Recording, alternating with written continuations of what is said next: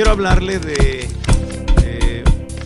una parte de la Escritura que nos enseña cómo recibir las promesas de Dios.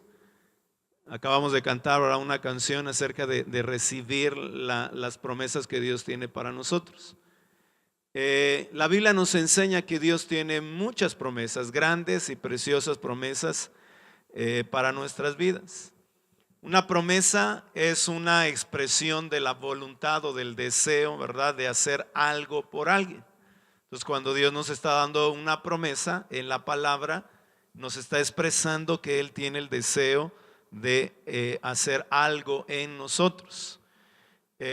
Cuando Dios actúa en nosotros, cuando Dios manifiesta sus promesas, sus deseos en nuestras vidas cambian y por lo tanto también cambian nuestros destinos.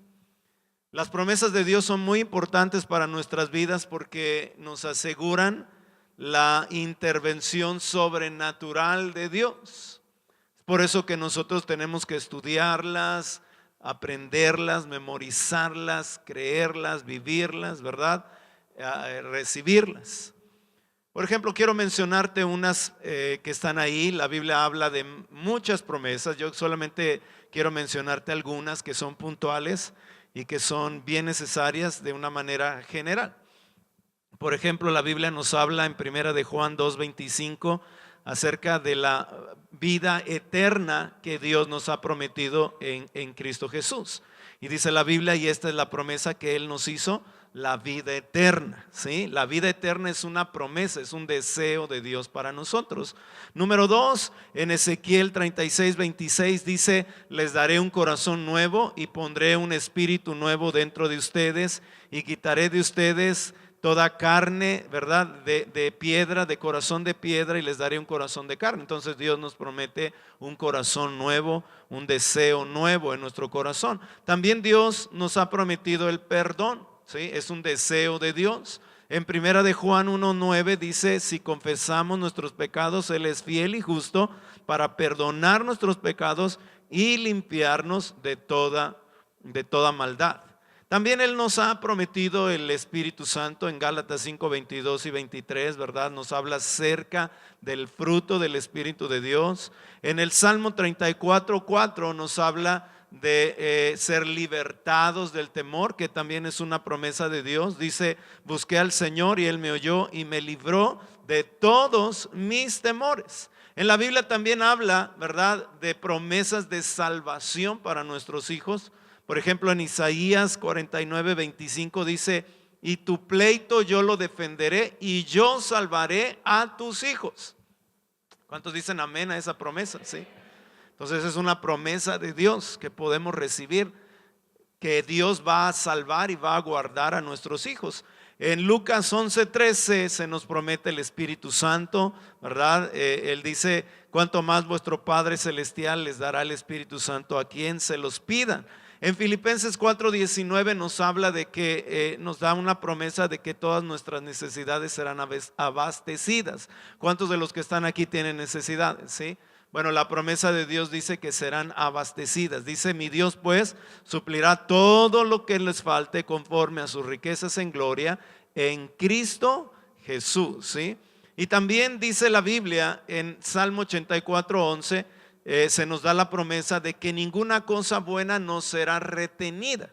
Dice la Biblia: porque sol y escudo es el Señor Dios, gracia y gloria dará el Señor, no quitará el bien a los que andan en integridad, ¿verdad? Dios nos asegura y nos promete que Él no va a quitar el bien, no va a ser retenido de nuestras vidas si andamos en integridad. Bueno, y Él nos sigue hablando de muchas otras. Él nos promete sabiduría en Santiago 1:5. Dios nos promete paz en Isaías 26:3. Tú guardarás en completa paz aquel cuyo pensamiento en ti persevera, porque en ti ha confiado. Dios nos promete también escapar de la tentación en 1 de Corintios 10:13. En Jeremías 30:17 tenemos la promesa de salud y de sanidad. Dice la Biblia: mas yo haré venir sanidad para ti y sanaré tus heridas, ¿sí? ¿Cuántos dan gloria a Dios por las promesas? Gracias a Dios, ¿sí? En en el libro de Salmo 91:10 se nos promete protección de parte de Dios, protección sobrenatural. ¿Cuántos necesitan protección sobrenatural? ¿Sí? Dice, no te sobrevendrá mal, ni plaga tocará tu morada. ¿Sí? Y también se nos promete que los muertos van a volver a vivir un día, ¿verdad? En Juan 5:28 dice que van a resucitar, ¿sí? También se nos promete que Jesús va a venir otra vez. ¿Cuántos se alegran de eso? ¿Sí? Él va a venir por nosotros otra vez. En Juan 14, versos 2 y 3, Él dice, si me fuere, les prepararé un lugar y vendré a ustedes y les tomaré a mí mismo para que donde yo estoy, ustedes también estén.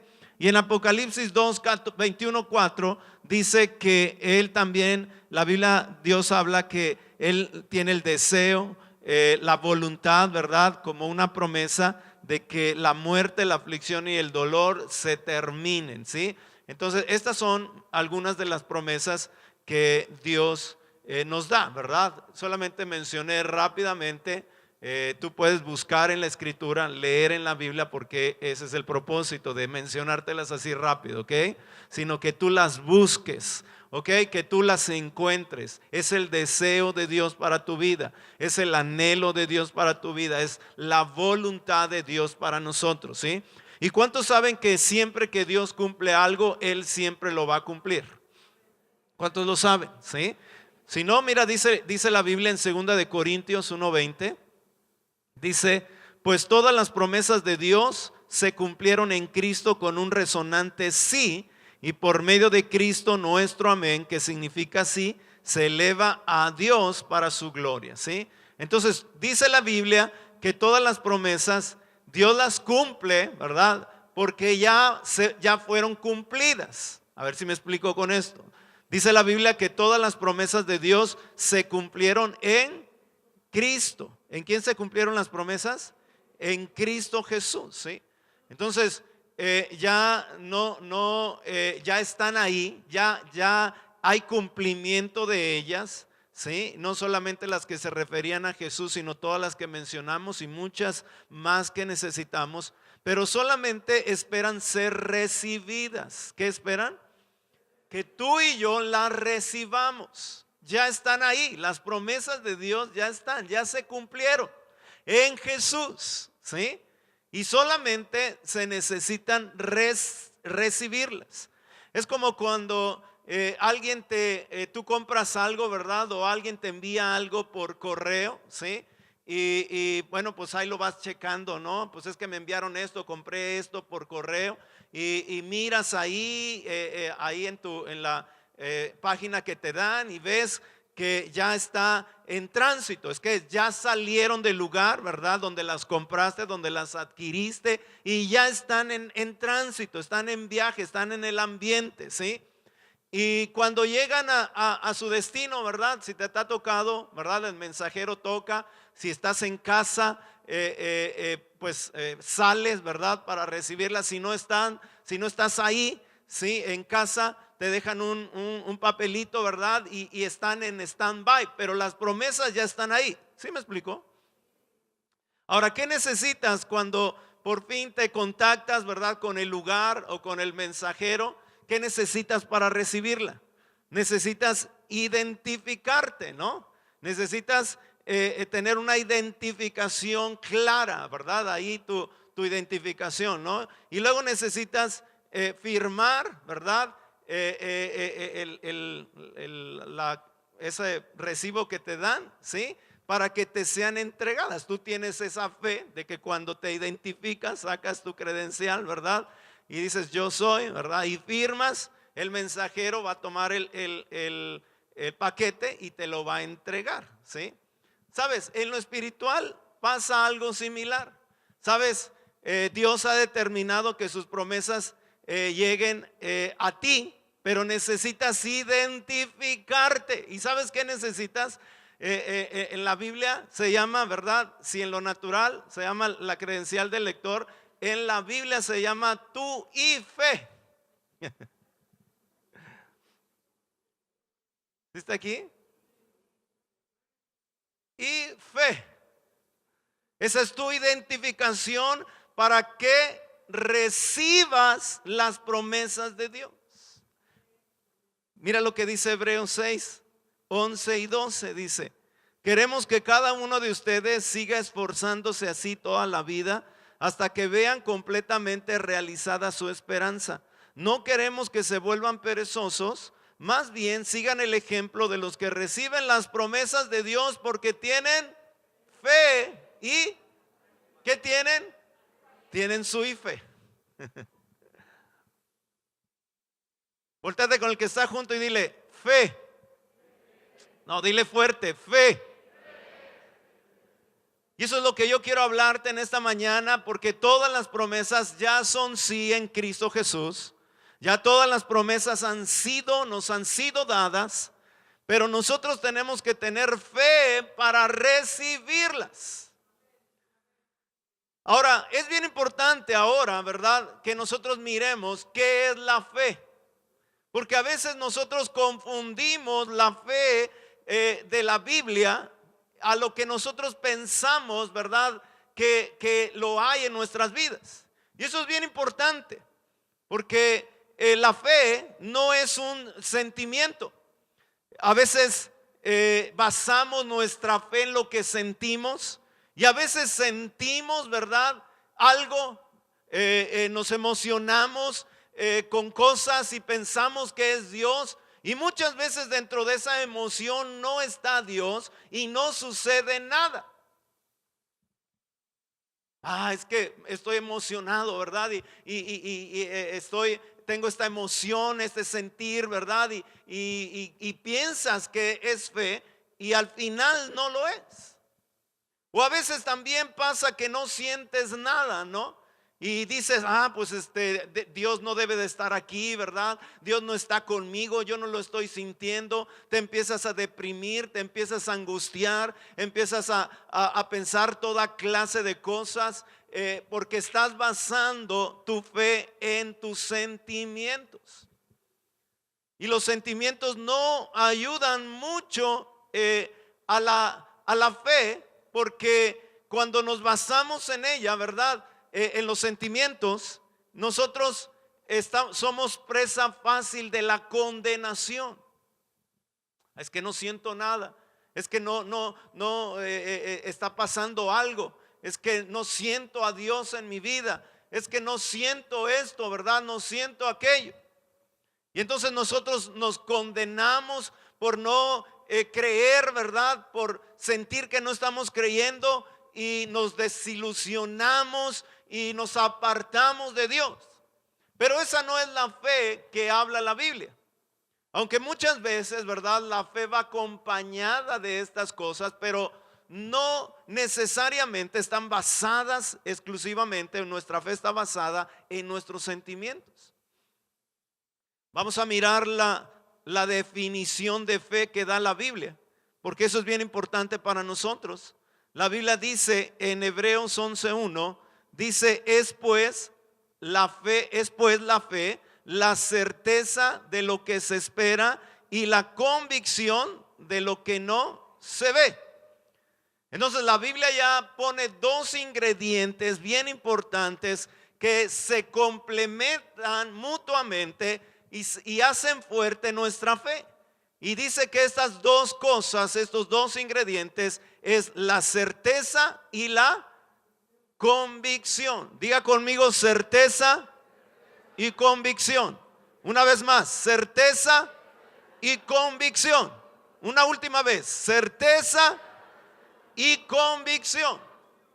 Estas dos cosas son bien importantes para demostrar, para tener una fe que agrade a Dios, una fe que toque a Dios, una fe que abra las puertas para recibir las promesas que Dios tiene sobre nuestras vidas.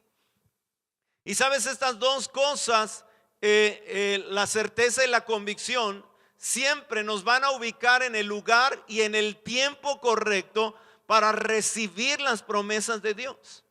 Estas dos cosas nos llevan a estar en el lugar adecuado, ¿sí?, y en el tiempo correcto.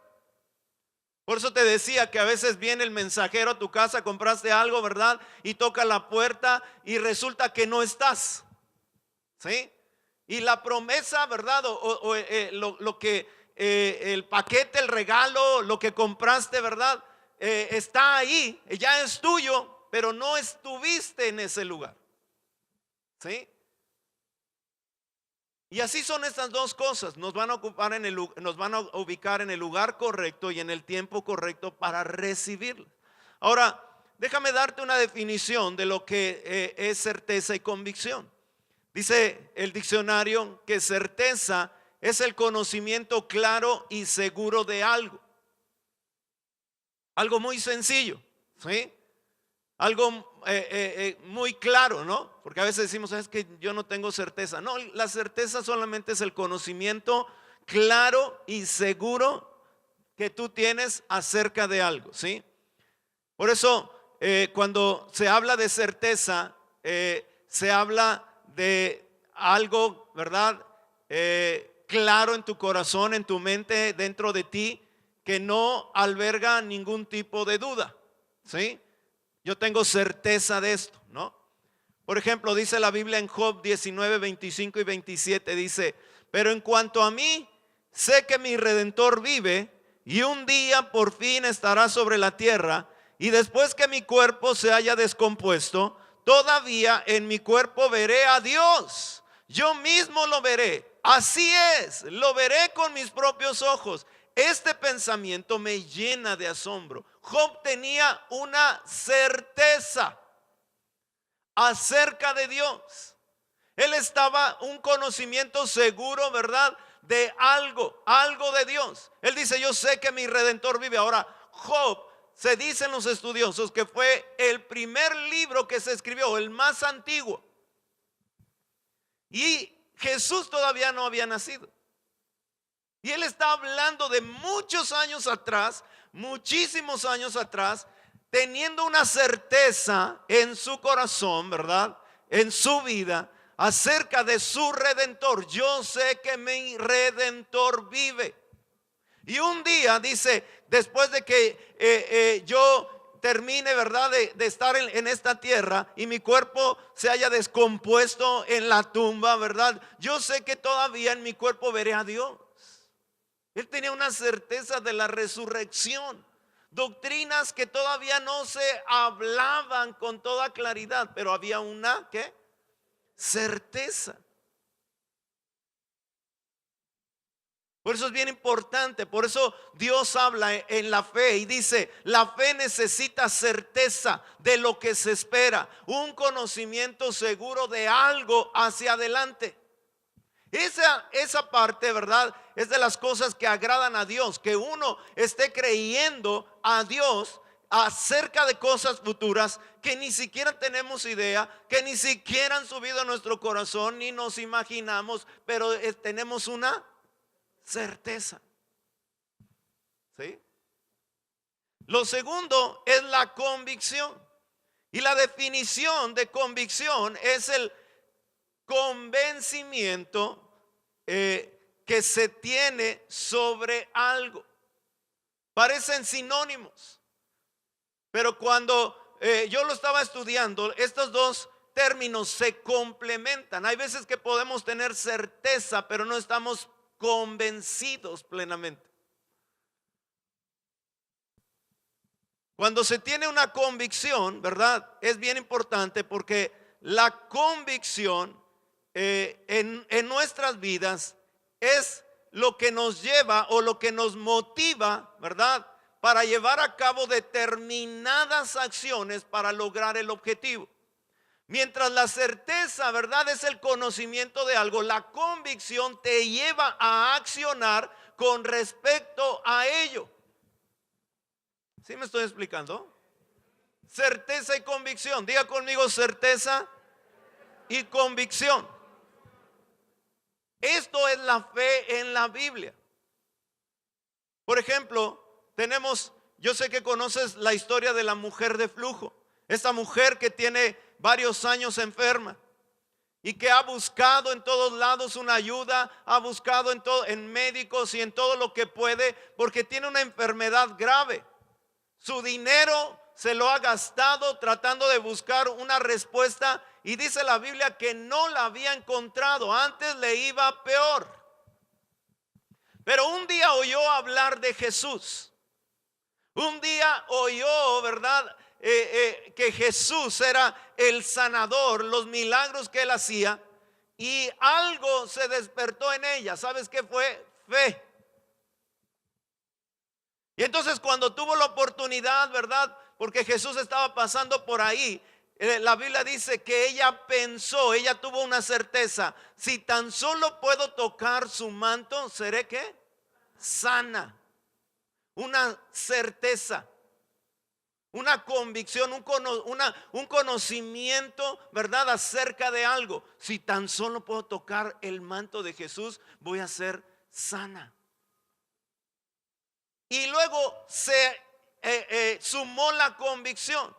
Y la convicción la llevó a abrirse paso en medio de una multitud, ¿verdad? En medio de tanta gente arrastrándose, ¿verdad? Haciendo todo lo posible para llegar a tocar el manto de Jesús.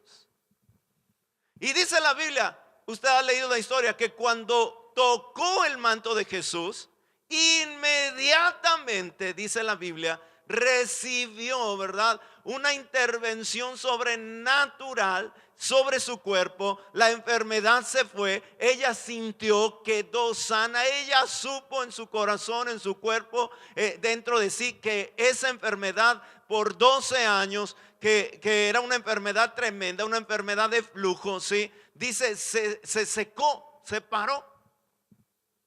Porque ella tuvo certeza y tuvo ¿qué? Convicción. Tuvo un conocimiento y tuvo una acción. ¿Sí? Esa es la clase de fe que Dios recompensa. Y esa es la clase de fe que nosotros necesitamos para recibir las promesas de Dios. A veces solamente lo tenemos una certeza. Sí, yo sé que Jesús sana. Pero no somos como esta mujer o como muchos hombres en la Biblia. Ir. ¿Sí? Es lo mismo que vemos en los 4 hombres que traen al paralítico. Ellos vienen porque tienen una certeza: vamos a llevar a nuestro amigo adelante de Jesús, porque seguramente algo va a suceder, ¿verdad? Él es el sanador. Y la convicción los lleva hasta la casa, los hace romper los límites, ¿verdad? La casa estaba llena, no se podía entrar, y ellos dijeron: ay, pues ya lo intentamos, ¿no? Pues ya, ¿qué se puede hacer, verdad? Ellos no dijeron eso. Dice la Biblia que ellos se subieron al techo de una casa que no era la suya, rompieron el techo, ¿sí? Hicieron un hoyo en el techo, subieron a su amigo, ¿verdad?, paralítico en la cama al techo de la casa, y luego le bajaron de tal manera que ese hombre quedó en medio de Jesús. Convicción. Y dice la Biblia, al ver Jesús la fe, ¿qué miró Jesús? La fe. Algo sobrenatural ocurrió en ese lugar. Entonces, a veces no es suficiente solamente con un conocimiento, sino debe de estar aparejado con una acción, con algo que nosotros tenemos que hacer con respecto al conocimiento que tenemos. Certeza y convicción. Diga conmigo: certeza y convicción. Una vez más, certeza y convicción. Ahora, estas dos cosas son bien importantes porque nos van a hacer estar en el lugar y en el tiempo adecuado para recibir las promesas de Dios en nuestras vidas. Pero ¿sabes qué? Tanto la certeza como la convicción son atacadas por el enemigo sobre nuestras vidas. ¿Sabes por qué? Porque el diablo no le interesa mucho que nosotros tengamos mucha emoción por Jesús. ¿Está aquí? Porque la pura emoción no produce nada, y el diablo lo sabe. Y el diablo sabe que un día estamos bien emocionados y otro día estamos... Y mientras estemos jugando con nuestras emociones así, ¿verdad? Él está feliz porque nosotros no recibimos nada de lo que ya Dios en Cristo Jesús ganó para nosotros. Es por eso que el diablo ataca la certeza y ataca la convicción. Y uno de los enemigos de la certeza, ¿verdad? Es el miedo. La definición de miedo, estaba buscándolo y aclaró un poco más en mí, ¿verdad?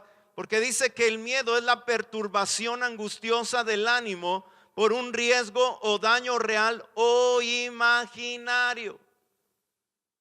O sea que el miedo tiene, que el diablo lanza sobre nosotros, tiene el objetivo de que nuestro ánimo, ¿verdad?, esté perturbado con angustia, de tal manera que el conocimiento que hemos tenido, la certeza que estamos teniendo acerca de algo de Dios sobre nuestras vidas, se vaya difuminando.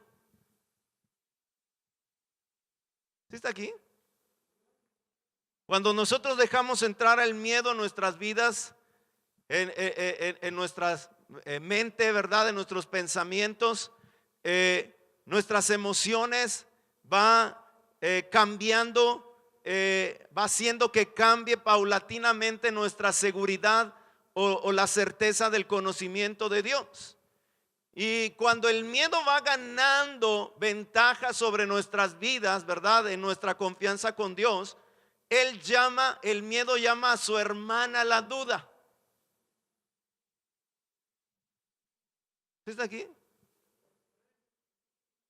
Entonces lo que empezó con miedo, ¿verdad?, y que está difuminando tu conocimiento de Dios, no sé, ¿verdad?, siento miedo de esto, del otro, de aquello, y empiezas a dudar, ¿será que Dios esto? ¿Será que Dios el otro? ¿Será que Dios aquello? ¿Será que Dios me ama? ¿Será que Dios quiere esto? No, a lo mejor Dios quiere que así viva, así es la voluntad, y empezamos a tener toda clase de argumentos que van en contra de la palabra de Dios, y eso ha empezado por el miedo.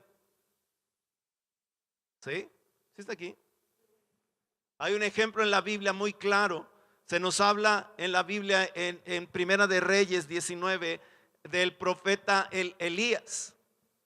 Y dice la Biblia que Elías, ¿verdad?, es un hombre de fe, un hombre, dice, con las mismas emociones y luchas que cada ser humano puede tener. Eso habla en Santiago, ¿sí? Pero dice la Escritura que él creyó a Dios. Pero en ese periodo de creer a Dios tiene un episodio que nos revela algo, porque él por medio de la fe hace que el cielo se cierre para que no llueva, y por medio de la fe vuelve a orar y el cielo vuelve a derramar la lluvia. Y entonces él, bien emocionado, ¿verdad?, por la fe, se enfrenta a los profetas de Baal, 750 que se levantaron contra él y que están llevando a la nación de Israel a la idolatría, y él solo contra 750, y él sale vencedor. Dice la historia que él termina degollando a todos. Imagínate, él solo, nadie le está ayudando, ¿verdad? Es la fe, hay 750 en contra de él, de tal manera que la fe no sé, lo potencializa de tal forma, ¿verdad?, que le dice, a ver, yo ya gané, así que ustedes van a ser degollados, fórmense aquí porque van a ser degollados. Y todos ahí, ¿no? ¿Sí? Y bueno, después de darle esa victoria el Señor, dice la Biblia que Jezabel, que era la que movía los hilos, era la esposa del rey Acab, ¿sí? Y dice que se enteró, esta era una mujer de idolatría, y había propagado este culto idólatra. Y entonces ella, al enterarse de lo que le había sucedido a sus sacerdotes, ella lanza una palabra y dice, el día de mañana, así lo mismo que se hicieron con estos hombres, así yo voy a hacer con el que lo hizo. Y dice la Biblia que estas palabras llegaron a los oídos del profeta Elías, el hombre de fe, y entró miedo. ¿Qué entró? Y dice la Biblia que él salió al desierto a vagar solo, deprimido, con un deseo de muerte, ¿verdad? Porque estaba angustiado, ¿sí? Por el miedo. Su ánimo se angustió, se perturbó con el miedo. El miedo nos lleva a los desiertos. El miedo nos lleva a vagar solos. El miedo nos deprime. El miedo nos angustia de tal manera, ¿verdad?, que no miramos la salida a nuestras necesidades. ¿Sabes que el diablo continuamente está gritando fuertemente sus amenazas, sus burlas, sus mentiras contra ti, contra tus hijos, contra tu familia, contra tu economía, con el único propósito, ¿verdad?, de anular la certeza de fe en tu corazón acerca de Dios?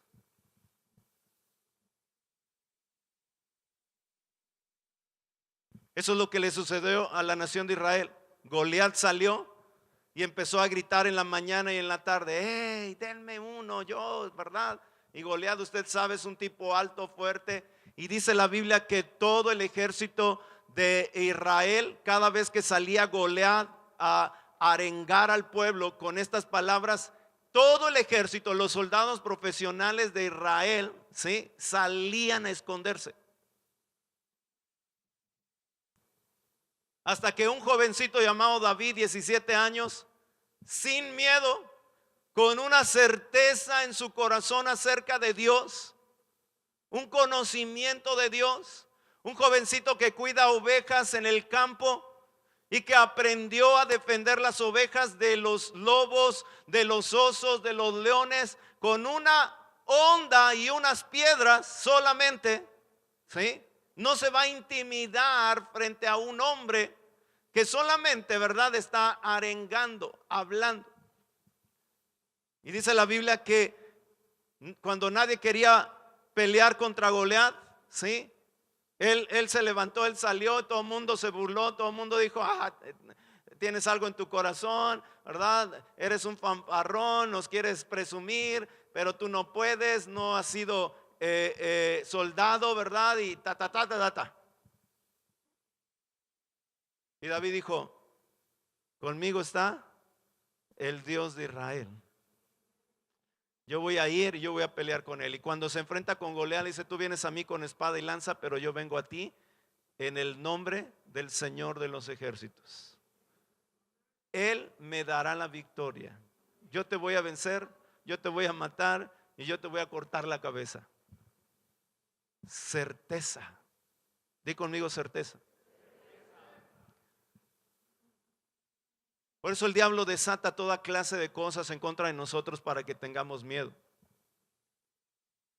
Ahora no estoy hablando que vayamos por la vida, ¿verdad?, diciendo: ay, yo no siento miedo. No, el miedo es algo con lo cual tenemos que luchar diariamente. Nuestra lucha es para que ese miedo no se apodere de nosotros. ¿Está aquí conmigo? ¿Cómo vencemos el miedo? Mira lo que dice 2 de Timoteo 1:7. Dice: pues Dios no nos ha dado un espíritu de temor y timidez, sino de poder, amor y autodisciplina. Pues Dios no nos ha dado un espíritu de temor y timidez, sino de poder, amor y autodisciplina. Yo quiero que lo lea conmigo fuerte.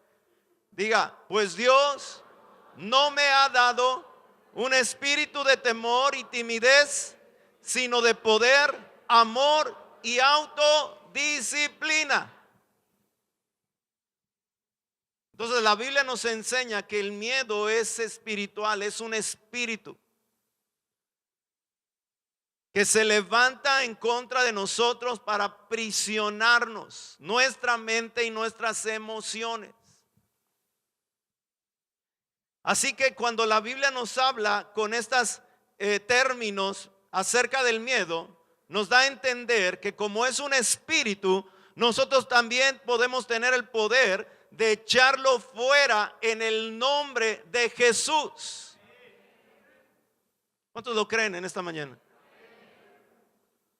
Así que yo quiero que levantes tu mano derecha y digas conmigo: espíritu de miedo, fuera de mi vida, de mi casa, de mi familia, en el nombre de Jesús. No me impedirás recibir las promesas de bien que Dios tiene para mí. Yo recibo por fe todo el bien de Dios en mi vida, en mis hijos, en mi matrimonio. Espíritu de miedo, soy libre de tus cadenas en el nombre de Jesús. En el nombre de Jesús, en el nombre de Jesús. Amén.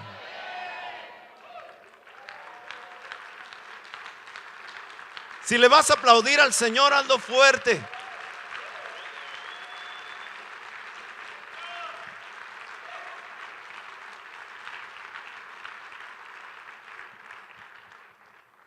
Algunos dicen y piensan: es así tan sencillo. Así es. Así es. David se paró contra Goliat y dijo: tú vienes a mí con espada y lanza, yo vengo a ti en el nombre del Señor de los ejércitos. No tengo otra cosa. No tengo muchos estudios, no tengo muchos ahorros, no he acumulado muchas riquezas, puedo no ser nadie para ti, pero el que está en mí es mayor que tú. ¿Alguien está aquí en esta mañana? Pues no puedes permitir que el miedo anule la certeza de la fe en tu corazón, porque es la única manera, es la clase de fe de la cual Dios se agrada. Por eso no puedes basar tu fe en tus emociones, en tus sentimientos. Tienen que tener una certeza y no puedes permitir que el miedo la anule. Cuando el miedo venga, ya hicimos una oración aquí, tú puedes hacer la tuya en el nombre de Jesús. Espíritu de miedo, estás viniendo contra nosotros con enfermedad, con escasez, con amenazas, con todo este tipo de cosas, pero en el nombre de Jesús te reprendemos y te echamos fuera de nuestras vidas en el nombre de Jesús. ¿Y qué sucede? Te pones en el lugar correcto para recibir la promesa de sanidad, la promesa de protección, el deseo de Dios de abundancia sobre tu vida. Te pones en el lugar adecuado. Así que cuando llega el mensajero y te dice: a ver, identifíquese, ¿verdad? Aquí está mi IFE. ¿Sí está aquí conmigo?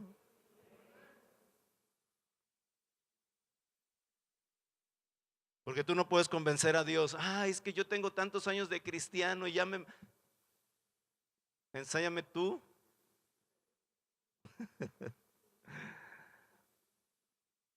Es que yo he servido tanto y enséñeme su. ¿Sí? Porque esta es la forma de recibir las promesas. Mira lo que dice el Salmo 112, versos 7 y 8. Dice, está hablando de los que confían en el Señor, de los que tienen esta certeza, pero dice: ellos no tienen miedo de malas noticias.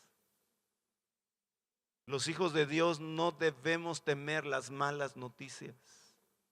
Tenemos que afrontarlas, sí.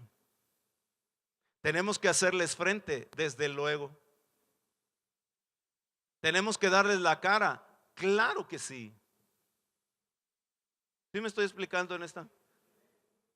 Pero no podemos permitir que las malas noticias nos inunden de miedo. Dice: confían plenamente en que el Señor los cuidará. Confían plenamente que el Señor los cuidará. Y luego dice: tienen confianza y viven sin temor. Y pueden enfrentar triunfantes ¿a quiénes? A sus enemigos. ¿Sí? Pues el miedo es algo que va a estar viniendo día con día. Las noticias, lo que sucede en el mundo, en nuestro país, porque el diablo quiere anular. Pero nosotros podemos levantarnos triunfantes enfrentándolos a ellos porque tenemos una certeza, un conocimiento, ¿verdad? Confiamos plenamente en el Señor. Él nos va a cuidar, Él nos va a guardar, Él nos va a proteger. ¿Sí? ¿Sí me explico? Que a veces pensamos que, ¿verdad? No, pues es que para lo que tenemos que hacer como hijos de Dios es simplemente no hacerle caso a estas cosas. No, tienes que enfrentar tus temores. Tienes que enfrentar tus miedos. Tienes que enfrentar las noticias, la vida la tienes que enfrentar. La única diferencia es que ahora los tienes que enfrentar en el poder del Espíritu Santo. Amén. Otro de los enemigos que atenta ahora contra la convicción, ¿verdad?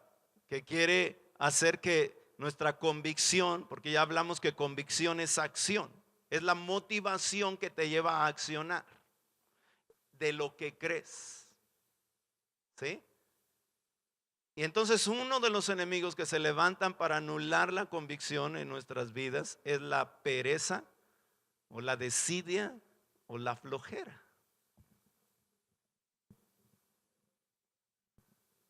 Buenos días.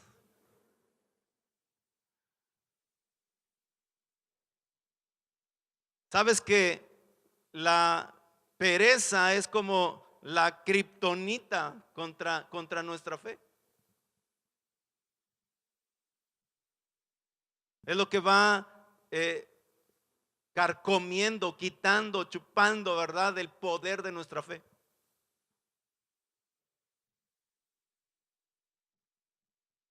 Por eso estamos hablando de estas dos cosas, porque mientras la certeza es pasiva, ¿sí? La convicción es activa. Estas dos cosas se juntan y son poderosas. Pero el diablo lo conoce perfectamente bien y con un espíritu de pereza, de flojera, de desidia, ¿verdad? Trata de anular nuestra convicción.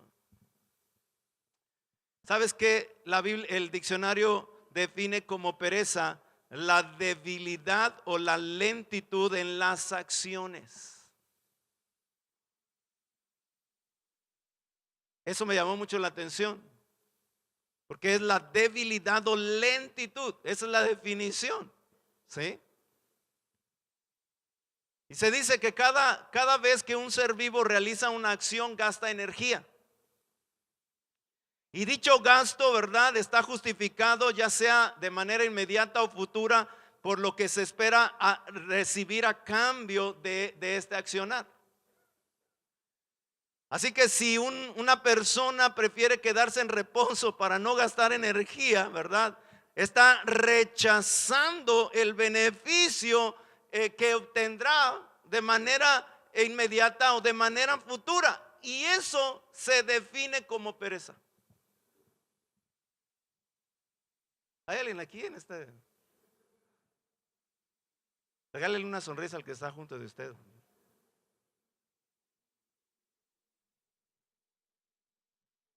Yo la verdad tengo que felicitarlos a todos ustedes porque están aquí temprano a pesar del frío. Y eso habla, ¿verdad? Que esta parte no está en tu vida. ¿Cuántos dicen amén?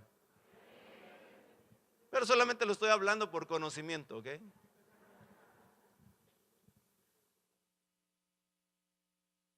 Sabes que la pereza reduce nuestra motivación para buscar, para accionar en nuestra búsqueda hacia Dios. Por pereza, por desidia, por flojera no leemos la Biblia, no oramos, no nos congregamos, no somos constantes delante de Dios. Y se anula la convicción.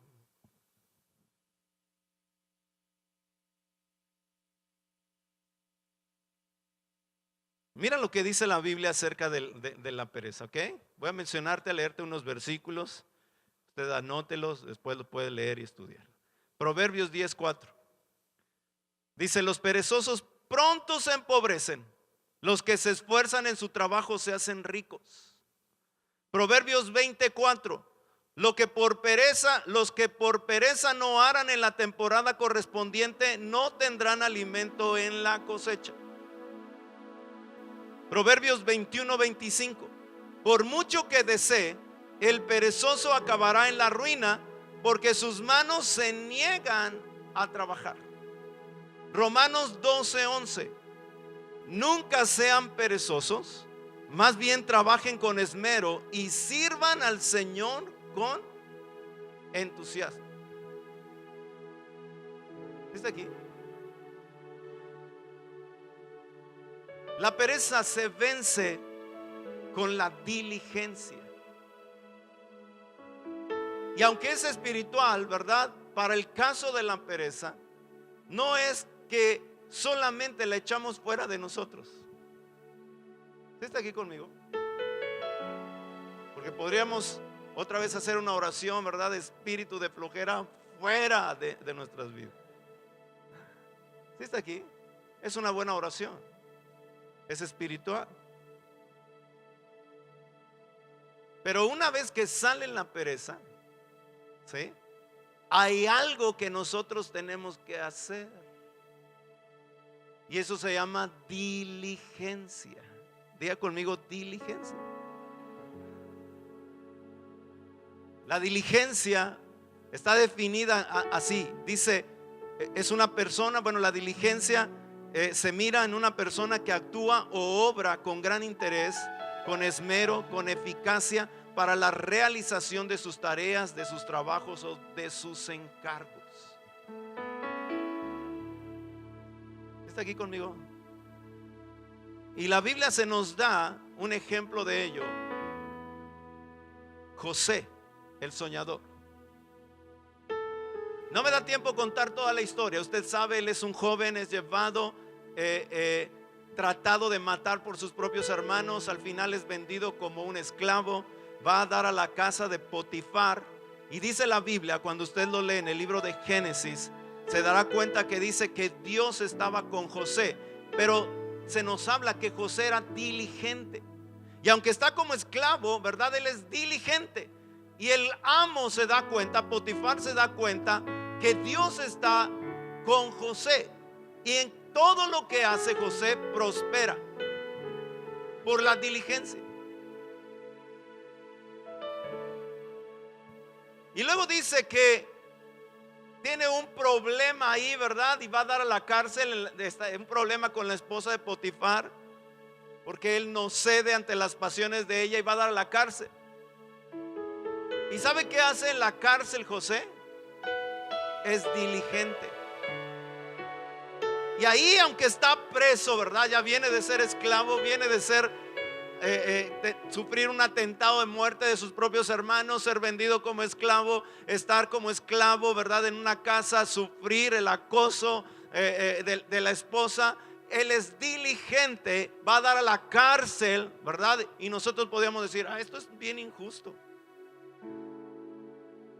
Señor, esto es sumamente injusto. ¿Sí? Pero dice la Biblia que José fue diligente en la cárcel.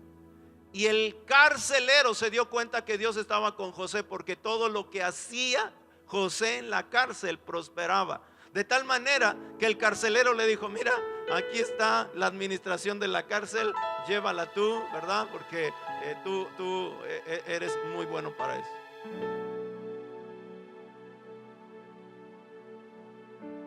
Fue a través de esta diligencia que las personas supieron que Dios estaba con él. ¿Y sabes qué sucedió?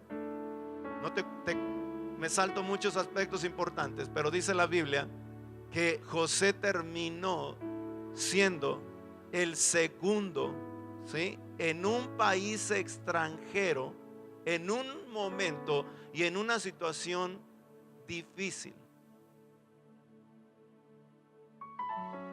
Dios estaba con él, pero Dios estaba con él porque José tenía fe. ¿Y cómo mostraba José la fe? No es que solamente oraba, ¿verdad? Ay, mira cómo estoy, Señor, y mira, destruye mi Señor. No, dice la Biblia que él mostraba su fe con certeza y convicción. ¿Con qué? Hasta que un día Dios lo levantó para ser el segundo del faraón en una nación, ¿sí?, que ni conocía, con un propósito: salvar a su familia. Porque mira lo que dice la Biblia en Proverbios 22-29. ¿Has visto a alguien diligente en su trabajo? Se codeará con reyes y nunca será, ¿qué dice? ¿No lo pusieron?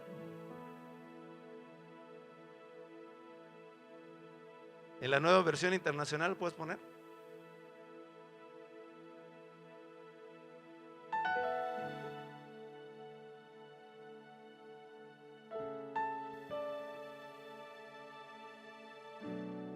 ¿Sí?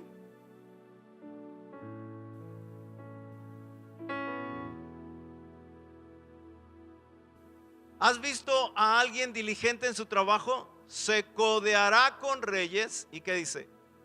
Y nunca será un don nadie.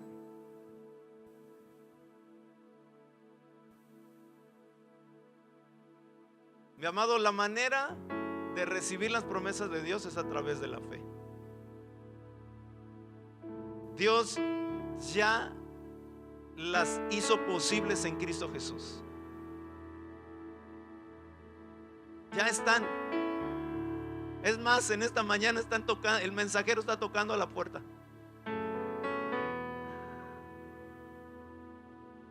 Fulanito de tal, aquí está una promesa, un deseo de Dios, un paquete de parte de Dios de sanidad para ti, de bendición, de protección, de vida eterna, de perdón de pecados. Pero ¿sabes qué te va a pedir? Tu fe.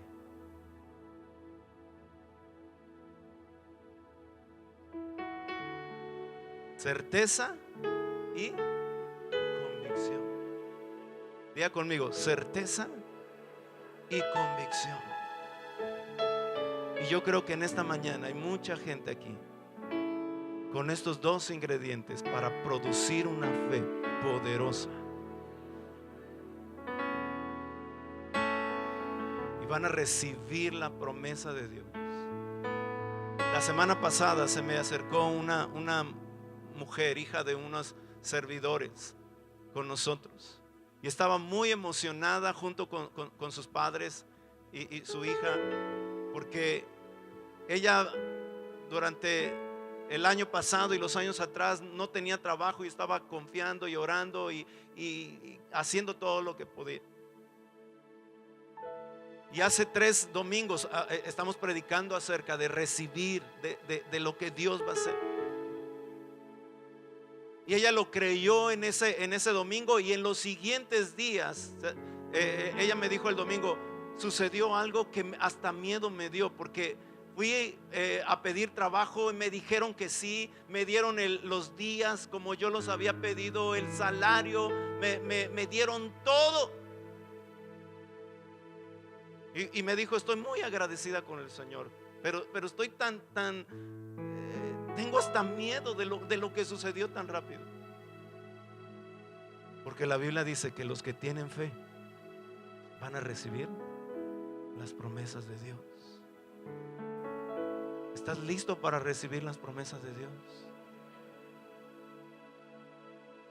No permitas que el miedo anule, y no permitas que la desidia y la flojera te quiten la convicción, la acción de seguir buscando a Dios, de orar, de leer la Biblia, de buscar al Señor, de congregarte, de servirle.